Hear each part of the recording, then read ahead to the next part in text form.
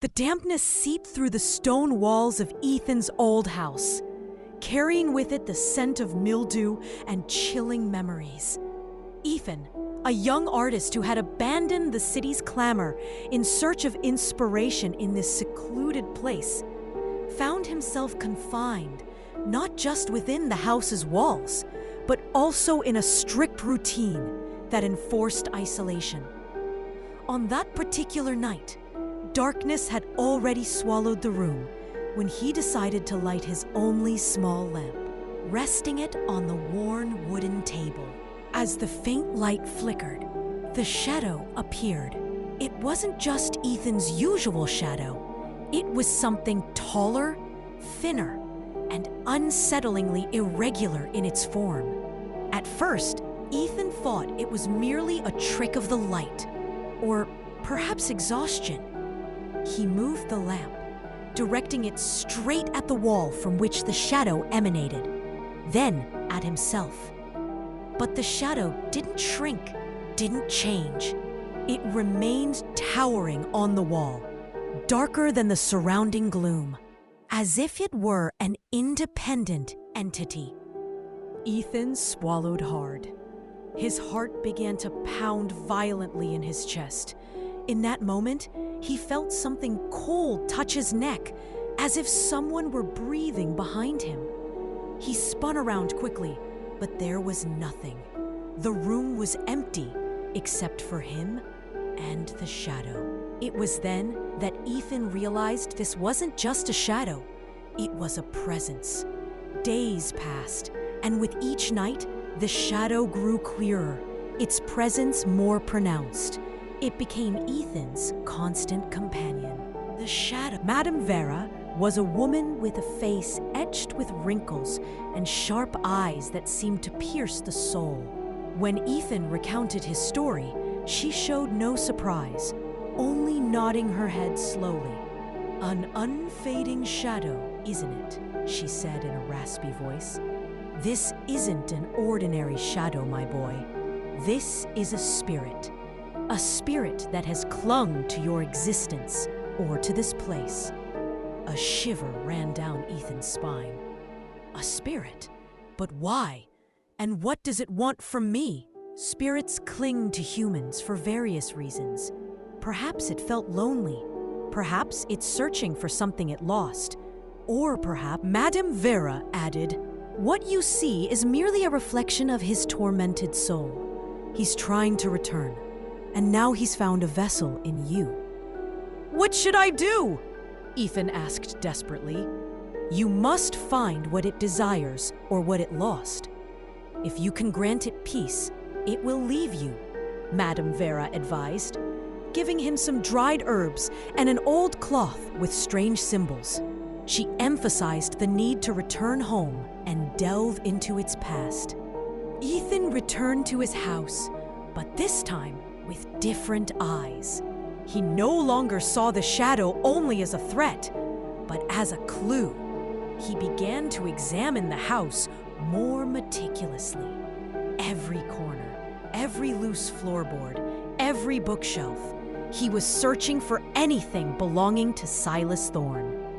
In one of the abandoned rooms on the upper floor, which had been locked for years, Ethan found an old wooden box beneath loose floorboards. The box was covered in dust and cobwebs. Ethan opened it slowly, and inside he found a collection of exquisitely detailed charcoal drawings of shadows. They were shadows of strange faces, distorted creatures, and his own shadow, but in a darker, more painful form. The drawings reflected Thorne's madness, his obsession with shadows, and his desperate attempts to embody them. Among the drawings, he found an old diary in Silas Thorne's handwriting. The pages were filled with tangled lines, written screams, and phrases indicating despair and fear. One page spoke of the final shadow, a shadow Thorne could not draw, a shadow that haunted him everywhere, a shadow that demanded something from him. Ethan read, "It tried to take me. The shadow demands completion. It wants a body to be seen. I couldn't give it that, and so this was my end. The shadow trapped me in eternal darkness. Ethan understood that the shadow haunting him was Silas Thorne's own shadow, not an entirely external entity. Thorne had become the very shadow he was obsessed with. But what exactly did it want?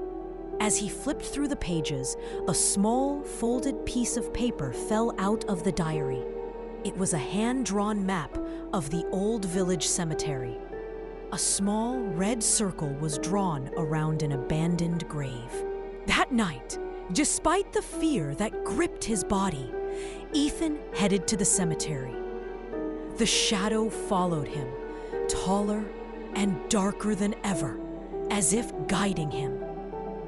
The cemetery was deserted, its gravestones weathered, and the tangled trees cast their eerie shadows. Ethan found the grave marked on the map. It was an old, dilapidated tombstone, bearing no clear name. As Ethan stood before it, he felt an intense coldness, and a loud whisper echoed in his ears. Completion. I never saw it. Complete me. Suddenly, Ethan realized the shadow didn't want to harm him. It wanted him to complete what Thorne couldn't. The final shadow. Ethan rushed back to his house. He took out his canvases, his paints, and his tools. The shadow watched his every move. Ethan began to paint. He didn't paint what he saw, but what he felt. Hours passed, and Ethan's brush moved with skill, inspired by the shadow's very presence. When he finished, the painting depicted a calm, mysterious entity, but it no longer evoked terror. The painting represented the peace Silas Thorne had sought. The unfading shadow was on the canvas, but it was no longer frightening. It was a complete work of art. When Ethan set the painting aside, something strange happened. The shadow that had accompanied him for days, the shadow that had overshadowed every corner of the room, began to shrink slowly. It didn't disappear entirely, but it became faint, as if dissolving into the darkness. Then Ethan heard the whisper again, but this time it was clear and different. Thank you. Finally, peace. With the last word, the shadow completely contracted and vanished. It left behind only cold air and the scent of old earth. Ethan felt tired, but also relieved in a way he hadn't experienced in weeks. He had freed Silas Thorne, and he had freed himself. The next morning, when the sun rose, the room was fully illuminated. There was no strange shadow, only natural shadows cast by the furniture. Ethan left the house a few days later. He no longer felt a hindrance to his art, but a new spark of inspiration. He took the painting he had created with him as a remembrance of the shadow that didn't fade, but finally found peace. Ethan learned that darkness isn't always evil. It can be a place where lost souls hide, waiting for someone to offer them a glimmer of hope.